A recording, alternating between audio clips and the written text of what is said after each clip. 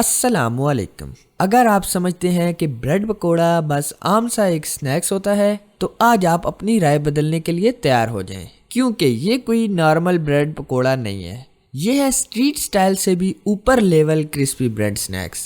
बाहर से इतना क्रिस्पी कि एक ही बाइट में आवाज आए और अंदर से मसालेदार आलू की ऐसी फिलिंग जो दिल खुश कर जाए, चाहे हो अफ्तार या मेहमान आ जाएं अचानक। ये रेसिपी सब पर भारी है और सबसे खास बात ये बनाने में बहुत ही आसान है, लेकिन जायके में मार्केट वालों को भी पीछे छोड़ देंगे।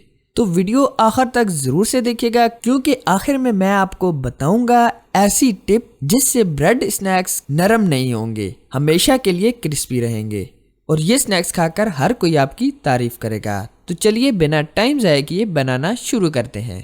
ये मज़ेदार से क्रिस्पी से स्नैक्स बनाने के लिए सबसे पहले हमने 3 अदद प्याज लिए हैं। उनको हमने इस तरीके से जूलियन शेप में कटिंग कर लिया है और आप कोशिश कीजिएगा कि प्याजों में आपके मोटा पीस नहीं होना चाहिए, नहीं तो हमारे स्नैक्स की शेप खराब हो सकती है। ये हम लेंगे ग्रीन ऑनियन 2 अदद। ये फुली ऑप्शनल है, अगर आपके पास है तो डाल दें, अगर नहीं है तो आप स्किप कर दें। 2 अदद टमाटर जिनको हमने इस तरीके से क्यूब्स में कटिंग कर लिया है। 5 से 6 अदद सब्ज मिर्चें जिनको हमने इस तरीके से बारीक बारीक चॉप कर लिया है।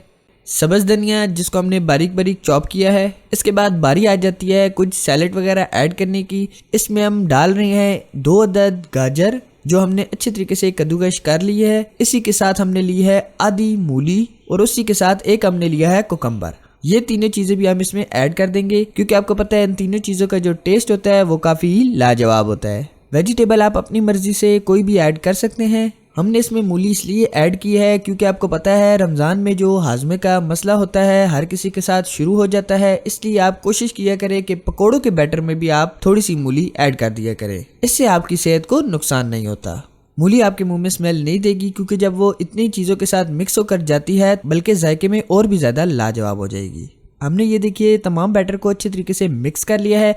अब बारी आ जाती है इसमें कुछ खड़े मसाले वगैरह ऐड करने की। सबसे पहले हम इसमें डाल रहे हैं 1 चम्मच के करीब धनिया। ये हमने साबुत धनिया लिया है, इसको हम हाथों में इस तरीके से मसल कर डालेंगे। आधा चम्मच के करीब जीरा, अगर आपके पास जीरा पाउडर है आप वो भी डाल सकते हैं। अब बारी आ जाती है सॉसेस की। सॉसेस में हम डालेंगे चिली सॉस 3 चम्मच के करीब। इसी के साथ हम इसमें ऐड कर देंगे सोया सॉस। सोया सॉस हम 2 चम्मच के करीब ऐड करेंगे। इसी के साथ इसमें हम ऐड कर देंगे वाइट विनेगर यानी सफ़ेद सिरका। ये डालने का मकसद यही है कि ये स्नैक्स हमारे सेव करने के लिए भी तैयार हों, यानी अगर आप इन स्नैक्स को सेव करना चाहते हैं तो आप इसके अंदर सिरका 2 चम्मच ऐड कर दें या 1 चम्मच मिनिमम ऐड कीजिएगा। इससे ये होगा कि आपके स्नैक्स अगर आप फ्रिज में रख देते हैं तो आपके 1 वीक तक बिल्कुल ख़राब नहीं होंगे। स्पाइसेस में सबसे पहले हम डालेंगे नमक हस्बे ज़रूरत। हम आधा चम्मच ऐड कर रहे हैं, आप अपने टेस्ट के अकॉर्डिंग ऐड कर सकते हैं। इसके बाद बारी आ जाती है हल्दी पाउडर की। हल्दी पाउडर आप 1/2 चम्मच से थोड़ा सा कम लीजिएगा, क्योंकि ये स्नैक्स के कलर को एनहेंस करता है। 2 चम्मच हम इसमें ऐड करेंगे कुटी लाल मिर्च। ये भी आपके जो स्नैक्स होते हैं इनकी लुक को मजीद एनहेंस कर देती है। अब हम इसमें ऐड कर देंगे कश्मीरी लाल मिर्च। ये ऑप्शनल है, अगर आपके पास कश्मीरी लाल मिर्च नहीं है तो आप नॉर्मल जो लाल मिर्च है वो भी ऐड कर सकते हैं, लेकिन हम इसमें कश्मीरी लाल मिर्च ऐड कर रहे हैं क्योंकि अच्छा सा कलर आना चाहिए। तमाम चीज़ों को हम बहुत ही अच्छे तरीके से मिक्स कर लेंगे। मिक्स आपने इतना करना है कि जो मसाला हमने इसमें ऐड किए हैं वो तमाम के तमाम बैटर के साथ यानी प्याजों के साथ अच्छे तरीके से लग जाने चाहिए, क्योंकि आपको पता है जब मसाला प्याजों के साथ लगेगा तो प्याज अपना पानी छोड़ देंगे। ये देखिए हमारा ये बाहर वाला जो बैटर है तकरीबन रेडी है। अभी हम इसमें बेसन वगैरह ऐड नहीं करेंगे, अभी हम चलेंगे नेक्स्ट स्टेप की तरफ। 2 अदद हमने आलू लिए हैं। आलू के अंदर हम ऐड कर देंगे चिली फ्लेक्स यानी कुटी लाल मिर्च आधा चम्मच के करीब, 2 चुटकी के करीब धनिया पाउडर, 2 चुटकी के करीब हल्दी पाउडर, आधा चम्मच से थोड़ा सा कम कश्मीरी लाल मिर्च। अगर ये नहीं है तो नॉर्मल जो लाल मिर्च है वो ऐड कर दें। हस्बे जायका हस्बे टेस्ट नमक ऐड कर दें। हम डाल रहे हैं 1/2 टेबल स्पून के करीब। अब हम फोक की मदद से इसको अच्छे तरीके से मैश कर लेंगे आलू को। मसाले हमने पहले इसीलिए ऐड कर दिए हैं ताकि हम एक ही बार इसको मिक्स कर लें। बार बार मिक्स करने का टाइम आपको पता है रमज़ान में नहीं होता। एक ही बार में हम इसको जब मैश करेंगे तो मसाले इसके साथ अच्छे तरीके से मिक्स हो जाएंगे। ये देखिए हमने ये तमाम के तमाम मसाले आलू के साथ अच्छे तरीके से मिक्स कर लिए हैं। ये आप देख सकते हैं कितनी अच्छी तरीके से मिक्स हुए हैं। अब हमने ये लिए हैं कुछ पीसेस ब्रेड के। इनके हम कॉर्नर्स जो हैं वो अच्छे तरीके से रिमूव कर लेंगे। कॉर्नर्स आप बेगम हो के साइड से थोड़े थोड़े ज्यादा उतार सकते हैं, क्योंकि आपको पता है रमजान में ब्रेड गम्स जितनी भी हो कम ही होती है, तो इन कॉर्नर्स की ब्रेड गम्स बन जाएगी। ये देखिए हमने इसके दरमियान वाले पीसेस निकाल लिए हैं ये सारे।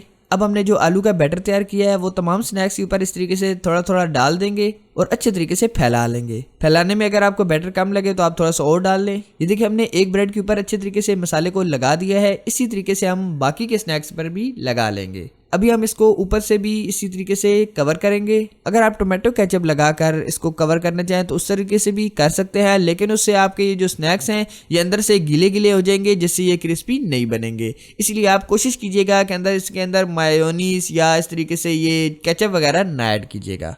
ये देखिए हमने तमाम के तमाम ब्रेड के स्नैक्स रेडी कर लिए हैं। अब हम इनकी कटिंग करेंगे। कटिंग आप इसको 4 पीसेस में भी कट कर सकते हैं, लेकिन हम इसको 2 पीसेस में कट करेंगे ताकि जो बंदा एक स्नैक्स भी खाए वो उसका पेट भर दे। अगर आप इनको 4-4 पीसेस में भी कट करना चाहें तो कर सकते हैं। ये देखिए हमने अच्छे तरीके से तमाम के तमाम स्नैक्स की कटिंग कर लिया है। इनको हम प्लेट में निकाल लेंगे। इन स्नैक्स को बनाना कोई मुश्किल नहीं है, कोई भी आसानी से बना सकता है। ये देखिए हमने ये कटिंग कर ली है। अब हम चलते हैं नेक्स्ट स्टेप्स की तरफ। नेक्स्ट स्टेप में हमने बेसन जो ऐड नहीं किया था वो अब हम ऐड कर देंगे, क्योंकि प्याजों ने हमारे पानी छोड़ दिया है और टमाटर का पानी भी बहुत हद तक निकल चुका है। और मजीद हम इसमें थोड़ा सा पानी ऐड कर देंगे। बेसन हमने इसमें ऐड किया है 150 ग्राम्स के करीब, और हमने पानी जो इसमें बाद में ऐड किया है वो हमने लिया है 100 ml के करीब। इस बैटर को हम अच्छे तरीके से मिला लेंगे। अगर आपको इसमें पानी कम लगे तो आप इसमें मजीद पानी भी ऐड कर सकते हैं, और अगर आपका ये बैटर बहुत ज़्यादा गीला गीला बन जाए तो आप इसमें थोड़ा सा बेसन भी ऐड कर सकते हैं, क्योंकि आपको पता है हर जगह के अलग अलग प्याज होते हैं, अलग अलग टमाटर होते हैं, वो कितना पानी छोड़ते हैं ये वैसे जनरली नहीं बता सकता, लेकिन आपको मैंने प्रोसेस बता दिया है। अगर आपको प्रोसेस समझ नहीं आए तो आप वीडियो को रिवर्स करके यानी थोड़ा सा पीछे करके रिवाइंड करके भी दोबारा से देख सकते हैं। अब हमने ये जो ब्रेड के स्नैक्स लिए थे इनके ऊपर अच्छे तरीके से मसाले को हाथों की मदद से लगा लेंगे। अगर मसाला ना चिपक रहा हो तो आप हाथों को थोड़ा सा गीला कर लें, जिससे मसाला आपके हाथों के साथ चिपकेगा नहीं। अब हम इनको ऑयल में फ्राई कर लेंगे। हम इस तरीके से ऑयल में डालेंगे। ऑयल हमारा मीडियम टू लो फ्लेम पर हमने गर्म किया है। बहुत ज़्यादा गर्म ऑयल भी आपका नहीं होना चाहिए, नहीं तो आपके ये जो स्नैक्स हैं ये बाहर से क्रिस्पी हो जाएंगे और अंदर से कच्चे रह जाएंगे।